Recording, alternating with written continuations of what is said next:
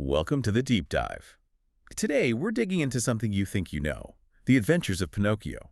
We've got sources based on the Wikipedia entry about the original Carlo Collodi novel. And let me tell you, if your reference point is the Disney movie, prepare yourself. We're going way past that. Yeah, this isn't just some fluffy kid's tale. We're talking about a foundational piece of literature.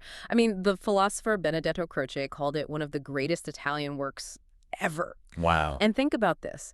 It's translated into, up to 260 languages. It's apparently the most widely read Italian book after the Bible. Okay, so it's huge. Wow. And you mentioned darker. Oh, yeah. Significantly. So let's get into that. The sources mentioned it started as a serial, right, in a children's newspaper back in 1881. Exactly, the Giornale per I Bambini.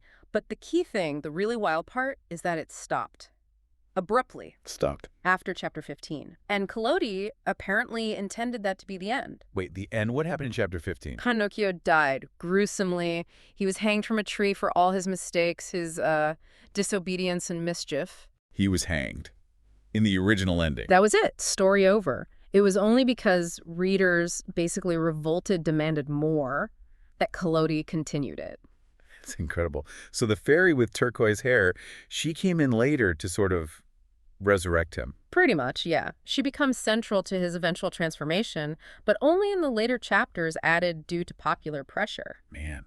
And the darkness starts early, doesn't it? Like right away. Oh, immediately. Pinocchio runs off, and poor Geppetto gets arrested by the carabinier. Just arrested. Why? Because the assumption was, well, if the puppet ran away, the creator must have abused him. Oof. And the talking cricket. The Jiminy Cricket figure. Yeah, Pinocchio doesn't listen to him. He throws a hammer at the cricket, peels him. Throws the hammer at his conscience. Okay, this is definitely not Disney. Not even close. And remember the fox and the cat? The ones who trick him. Well, they try to rob him, disguised as bandits, and when he resists, they don't just give up. They physically hang him from a tree. They hang him too. Yeah, they leave him there to die. It's brutal. They literally get tired of waiting for him to suffocate. So who are the actual villains then? Is it everyone?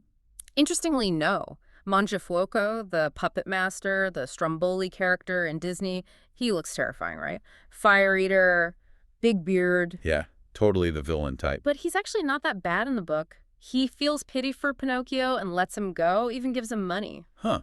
So the danger is more subtle. Exactly. It's characters like the fox and cat who exploit his naivety. Or his friend Candlewick. Ah, Candlewick, the bad influence. Totally. He lures Pinocchio away to the land of toys where they do nothing but play. Sounds fun, but there's a catch, right? A big one. Because they're lazy and avoid responsibility, they literally turn into donkeys. Into donkeys, seriously. Yep. And Candlewick gets sold, worked basically to death by a farmer. It's a really bleak end for him. So all this violence, this death, Yeah. near death, transformations, what's the point? Is it just punishment? Well, literary analysts see a deeper structure there. It's like a classic hero's journey, symbolic death and rebirth. Pinocchio has to go through these transformations, these almost deaths, to actually grow. It's metamorphic. Right, like the descent into the underworld, the catabasis. Exactly, which happens when he and Geppetto get swallowed by the terrible dogfish. And the sources say this thing is huge, right? Like a mile long. Yeah, 5 stories high. And the Italian word used pescane often just means shark.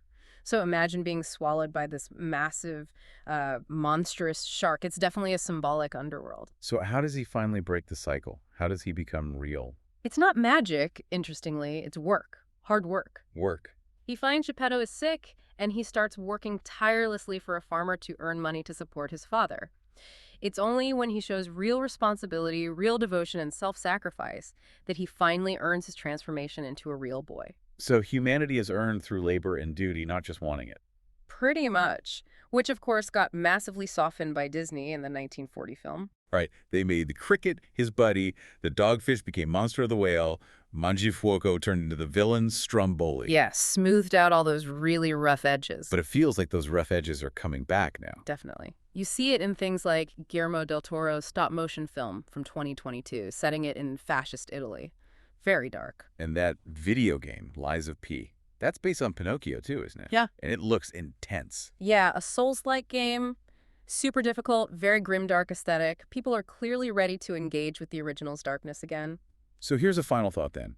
If Pinocchio's whole journey, his reward of becoming human, hinges on obedience, really hard work, sacrifice, and basically rejecting fun, What does that tell us about what Collodi or maybe Italian society in the late 19th century wanted to teach kids, especially in a newly unified Italy trying to build a national character? That the path to being a real person, a good citizen, maybe involves suppressing your impulses and conforming.